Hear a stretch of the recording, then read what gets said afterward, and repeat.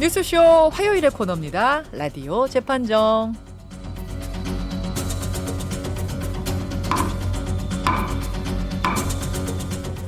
논란이 되고 있는 이슈나 인물을 저희가 스튜디오 재판정 위에 올려놓으면 여러분 양측의 이야기를 들으시면서 배심원 자격이 돼서 판결을 내려주시는 코너죠. 오늘도 두 분 모셨어요. 백성문 변호사님 어서 오세요. 네, 안녕하세요. 백성문입니다. 오늘은 초록 모자 몇 개 가지고 계십니까? 모자 한 50개쯤입니다. 모자 매니아. 네, 모자 진짜. 좋아해요. 와, 잘 어울리세요. 고맙습니다. 오늘도 한 10년쯤 젊어 보이는 모자를. 그거 노린 거예요. 조오론 변호사님 어서 오세요. 네, 안녕하세요. 조오론 변호사님은 늘 정장 수트를 멋지게 저하고 입고 많이 대비가 돼요. 두 분이 다른 자리에 있는 것 같은 느낌을. 그래서 또 조화롭습니다. 이렇게 두 분과 함께하는 라디오 재판정. 오늘은요. 정말 핫한 이슈 하나를 우리가 재판정에 올려놓으려고 하는데 제가 일단 외치겠습니다. 여러분. 오늘 이슈. 일명 조두순 격리법. 재범 방지를 위해 반드시 필요하다. 아니다. 이것은 이중 과잉 처벌이다. 바로 이 주제입니다. 자, 이게 말이죠. 사실 법적으로 따지는 것과 또 마음으로 이렇게 좀 했으면 좋겠어 하는 게 좀 다를 수는 있단 말이에요. 오늘 두 분의 설명을 들으면서 여러분이 마음속에 결정을 내려주시면 되는데요. 50원의 단문 100원의 장문 유료 문자 샵 1212 레인보우 유튜브까지 열려 있습니다. 두 변호사께는 저희가 역할을 좀 나눠드렸어요. 백 변호사님 뭐 맡으셨습니까? 일단 이번에 조두순 격리법이라고 하는 네. 일명 이 법안은 통과가 돼도 조두순에게 적용이 안 되죠. 안 돼요. 예. 네. 왜 안 될까요? 이중처벌이기 때문입니다. 그래서 이거는 이중처벌이기 때문에 아예 뭐 소급 적용의 문제가 아니라 나중에 통과가 되더라도 위헌 판정을 받을 가능성이 많다. 그래서 지금 아예 이중처벌이라고 그냥 못을 박아 버리셨는데 이중처벌이다. 그래서 불가능하다 네, 맞습니다. 생각하시면 백변 이중처벌 불가 이렇게 보내주시면 되고요. 자, 조 변호사님은 가능하다 쪽 의견 맡으셨어요? 네, 가능하다 쪽 의견을 맡았는데 일단 이게 이중 처벌의 문제라기보다는 조두순에게 적용이 안 되는 거는 조두순이 처벌을 받을 당시, 재판을 받을 네. 당시에 이런 법이 없었죠. 그렇기 때문에 법이 만들어진다고 해도 그 사람한테 적용하기 위해서는 이제 소급 적용을 해야 되는 건데 네. 그것은 이제 헌법재판소나 법원에서 지금 인정을 하지 않고 있는 것이기 때문에 안 되는 것이지만 보호수용법 자체는 이중 처벌이 아닐 수 있다라는 입장을 하고 싶습니다. 이중처벌 법적으로도 아닐 수 있다 쪽 입장을 조 변호사님이 맡으셨어요. 동의하시면 조변 이중처벌 아니다. 뭐 가능 이렇게 보내주시면 됩니다. 예, 샵 1212 레인보우 유튜브 열려 있어요. 조 변호사님이 좀 설명을 해주세요. 이 일명 조두순 격리법 어떻게 하자는 거죠? 네, 쉽게 말하면 그 성범죄자들 그리고 흉악범들 중에서 네. 재범의 위험성이 현저히 높은 자들에 대해서 일정 기간 동안 사회와 조금 격리를 시키면서 그 안에서 사회에 복귀를 할 수 있는 그런 프로그램들을 운영을 해서 재범의 위험성을 낮추자. 그 후에 사회로 이제 복귀시키자라는 입법입니다. 감옥에서 처벌받을 걸 다 받고 나왔지만 네. 바로 사회로 가는 게 무리다. 잠시 보호 수용을 하자 이거예요. 왜냐하면 이게 실제로도 이번에 조두순 관련해서도 그렇고 지금 교도소 내에서 조두순을 뭐 심리 상담하고 이런 분들의 전문가들의 의견이 아직까지도 나오기 지금 한 이제 100일도 안 남았잖아요. 안 남았어요. 그런데 아직도 소아 성애와 관련한 그런 소아 성기호와 관련해서 어떤 위험성이 없어진 게 아니다라는 의견도 냈고 예. 성범죄자들이나 흉악범죄의 재범률이요. 네. 생각보다 높습니다. 60%, 70%가 넘습니다. 어. 이러한 필요에 의해서 이런 사람들이 이제 사회로 복귀했을 때 재범 위험률이 높아지다 보니까 물론 개인의 인권 굉장히 중요합니다. 네. 하지만 국민들의 안전, 국민들의 범죄 피해자들의 안전을 위해서도 이러한 보호법이 필요하다라는 입장입니다. 지금 이제 조두순을 예로 들었는데 그럼 어떤 사람들을 좀 보호 수용을 하자는 거예요?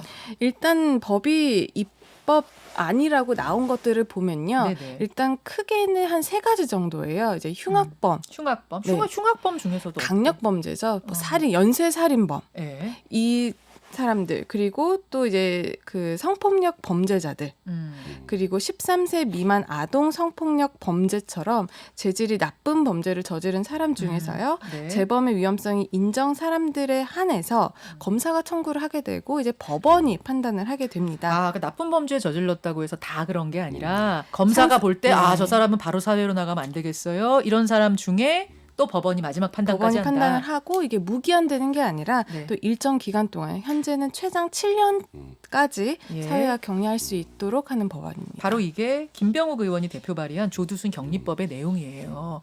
이대로 갈 수 있다라고 조으론 변호사님 생각을 하시는 거고 백 변호사님 왜 안 된다는 말씀이시죠? 사실 지금 말씀하시는 거 목적은 너무나 좋죠. 네네. 그죠? 뭐 사회 안전을 위해서 예. 흉악범들 지금 조두순도 사실 재심에서 더 오래 가둬놓자 뭐 이런 국민청원까지 있었던 상황이니까. 맞아요. 그럼 제가 하나만 좀 궁금해서 여쭤보려고 하는데요. 7년 있으면 최장 7년 있으면 재범 위험성이 사라지나요? 아, 7년 더 보호 수용하면은 그러면 무조건 사라지나요? 사라지냐? 재범 위험이. 그냥 7년 더 가둬놓는 거예요. 7년 지난 다음에 다시 한번 그때 좀 그럼 이렇게 또 7년 검사해 이요? 보면 안 돼요? 그럼 그게 무기징역이 돼요. 그러다 보면 어. 제 말은 처음부터 법원에서 이 강력범죄자들 네. 사실 조두순 징역 12년 받은 게 너무 약해서 논란이 된 거 아니에요? 맞아요. 그러면 처음에 판단할 때부터 재판부에서 판단을 해줘야지 그걸 판단하지 않고 이제 석방이 될 때쯤 돼서 지금 보니까 넌 재범 위험성이 있네. 넌 7년 더. 그거는 자칫 악용이 되면요. 이거는 네. 사실 형벌 자체가 의미가 없어지는 상황이 돼요. 처음 선고 자체가. 이게 7년을 가둬놓는 거잖아요. 징역하고 뭐가 다르죠? 하하. 이게 그러면은 또 하나 궁금한 게 감옥하고 뭐가 다르냐? 12년 동안 재범 위험성을 없애지 못했는데 7년 더 있으면 재범 위험성이 사라지나요? 재판 이거는, 자체가 이거는 무력화된다. 그런 기준을 판단하기 어렵고 또 재범의 위험성이라는 걸 또 어떻게 판단하나요? 어. 그러니까 어떤 사람은 예를 들어서 이런 거예요. 지금 예. 조두순 네. 사회에서 굉장히 지금 뭐 여론이 막 굉장히 뜨겁기 때문에 불안해해요. 조두순이 만약에 이 법에 적용돼서는 100% 7년 더 살겠죠. 그죠? 아주 간단히 말하면. 근데 어찌 보면 조두순과 유사한 정도의 아동 성범죄자들 우리가 몰라요. 우리가 모르고 이슈가 안 되면 7년 더 살까요? 그렇지가 않아요, 이게. 그러니까 물론 목적은 정당하지만 네. 정당한 목적을 위해서 모든 수단이 다 인정이 되는 건 아니고요. 7년 더 갇혀 있는다라는 건 말 그대로 형기를 마치고 한 번 더 형을 사는 거나 마찬가지란 말이죠. 그러니까 이게 이중처벌이라는 얘기가 나오는 거고 예전에 기억하시겠지만 사회보호법이라는 게 있었어요. 예, 예. 전두환 정권 시절에. 예. 그게 굉장히 악용이 많이 됐죠. 그래서 결국 2005년에 노무현 정부 때 이건 인권 침해 소지가 너무 크고 이중처벌 위험성이 크다라는 이유로 폐지가 됐는데 사실 제목만 바뀌었고 그다음에 적용 죄명이 조금 축소됐을 뿐이지 법안이 똑같습니다. 그것과 그렇다면 뭐가 다르냐? 통과가 돼도 위헌 판정을 면하기 좀 어려운 그런 법안인 거죠. 현실적인 필요성은 아마 지금 청취자분들 저한테 화 많이 나실 것 같은데 그것과 별개로 법리적으로 판단할 때는 조금 냉정해질 필요가 있는 알겠습니다. 거예요. 정리하자면 비합리적이다. 그리고 마녀 사냥의 대상이 된 그 범죄자에 집중될 가능성이 있다. 그리고 악용될 가능성이 있다. 재판이 무력화될 가능성이 있다. 주 변호사님. 백 변호사님께서 이제 사회보호법 말씀하셨어요. 그게 이제 위헌적 요소가 있어서 폐지가 됐다라고 했는데 네. 사회보호법이 위헌 판단을 받아서 폐지가 된 건 아니고요. 어. 당시에 그게 집행되는 과정에 있어서 인권침해적인 요소가 있었기 때문에 국민적 합의로 폐지 법률에 의해서 폐지가 된 겁니다. 그리고 심지어 법이 폐지가 되고 나서도 네. 현재까지도 보호감호를 받는 사람들이 있었어요. 그래요? 네. 하지만 이 부분에 대해서 법이 폐지가 됐는데 왜 보호감호를 내가 받아야 되냐 예, 예. 하고 헌법소원을 했던 사람들. 예. 그 처분이 취소가 되어야 했다고 했던 사람들이 모두 다 합헌 결정을 헌법재판소 그리고 법원에서 했습니다. 법원이나 헌법재판소의 입장은 예. 그 보호 감호 또한 예. 지금 없어진 보호 감호 또한 형벌이 아니라 보완 처분적 성격을 갖고 있는 것이고 당시 입법 그 집행 과정에 있어서 인권 침해적 요소가 있었던 것이지 집행 과정에서 인권 침해적 요소를 배제한다면 네. 이건 형벌이 아닌 보호의 의미다. 보완 처분. 그러니까 예를 들면 우리가 보완 처분으로 볼 수 있는 게 지금 치료 감호. 예, 그러니까 예, 치료 예. 감호도 형기를 마치고 사회로 바로 복귀하는 것이 아니라 이 사람들 일정한 시설에 격리를 시켜 놓으면서 치료를 하고 그렇죠. 이제 사회로 복귀를 잘할 수 있도록 도와주는 도와주는 거죠. 거거든요. 그리고 또 하나 생각을 할 수 있는 게 전자발찌, 신상공개. 그러네요. 이런 것들이 다 어떻게 보면 보완 처분이에요. 네, 네. 이거를 다 반대 측면에서 생각을 한다면 이게 또 이중 처벌이다 논란이 있을 수 있습니다. 하지만 그 필요한 목적이 있는 것이고 그 내용적인 측면에서 기본권 제한을 최소화한다면 네. 이것도 형벌이 아닌 보완 처분적 성격에서 인정이 될 수 있는 거예요. 아, 정리하자면 전자 발찌 채울 때도 이런 논란이 있었잖아요. 하지만 사회적 합의에 의해서 이 정도의 보완 조치는 필요하겠다 해서 했던 것처럼 이번에 이 조두순법, 조두순 격리법 역시 보완 조치로서 이 정도는 필요하다라고 사회적으로 합의가 되면 할 수 있는 거 아니냐? 그렇습니다. 그리고 또 한 가지 말씀을 드리고 싶은 게 이게 감옥이랑 뭐가 다르냐 이렇게 예, 생각을 예. 하시는 분들 많을 거예요. 예. 근데 이거를 감옥이랑 똑같이 하면 저도 반대합니다. 아, 그런데 이거를 내용적인 측면에서요. 예. 설계를 잘 할 수가 있습니다. 예를 들면 지금 나오고 있는 이야기들이 뭐 1인 1실을 하겠다, 전화라든지 사람을 만나는데 뭐 자유롭게 하겠다라고 하지만 네. 거기에서 더 나아가서요. 근무를 할 수 있게 하면 돼요. 직장을 다니게 할 수 있으면 돼요. 잠은 밤에 와서 여기서 자고 예, 예. 직장 가고 사람 만나고 하지만 야밤에 범죄들이 많이 일어납니다.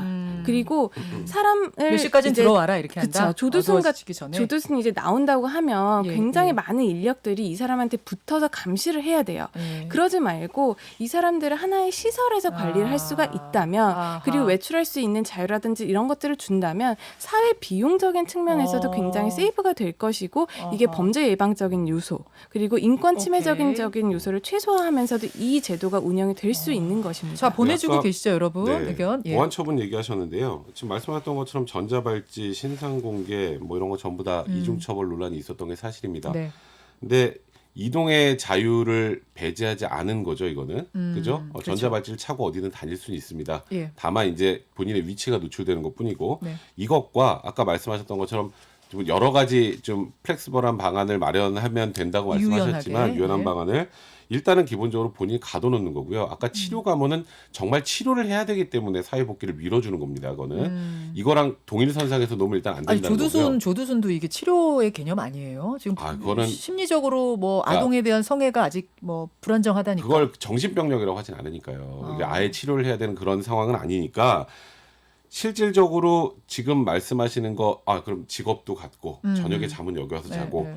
이제 그렇게 판단하면 낮에는 그럼 범죄를 저지르지 않을 것인지 그것도 좀 의문이고요. 만약에 그런 이유라면 낮에는 어떻게 해요? 조두순? 범죄는 낮에는 무조건- 전자발찌를 채우게 된다면 그 네, 사람이 네. 어디 있는지 관리자들이 지리적으로 파악을 할 수 근데 있습니다. 전자발찌를 차고 있어도 뭐 전자발찌 끊고 범죄를 저지르는 경우도 많기 때문에 낮밤을 나눠서 관리하는 건 사실 큰 의미가 없고 그거는 실효성도 없어요. 물론 인권 침해적 요소는 줄겠지만 범죄는 밤에만 벌어지는 게 아니니까. 그리고 밤에 이렇게 지금 소위 말해서 격리된 시설로 들어간다고 하면 낮에 뭐 이런 때 아까 직장이나 이런 거 다니는데 직업을 얻을 수 있겠어요? 그곳 시설에 있다는 게 확인이 되는데 그것도 좀 어렵고요. 그러니까 저도 사실 흉악 범죄자들이 사회에 돌아다니는 거에 대한 불안감 분명히 있고요. 예, 예. 이런 것 때문에 사실 저는 소위 13세 미만 아동 성범죄자 같은 경우는 아예 그러니까 감형 없는 종신형 같은 걸 선고를 해서 차라리 막는 것이 그 이런 논란에서 자유로운 거지 이런 방식으로 또 하나의 처벌을 만들어서 여론을 끌고 가는 건 그렇게 올바른 방법은 아닌 것 같습니다. 오늘 두 분의 이야기가 다 일리가 있어요. 이분 말씀 들으면 이분 말씀 맞는 것 같고 저분 말씀 들으면 저분 말씀이 또 법적으로 맞는 것 같은데 우리 청취자들의 선택은 나왔습니다.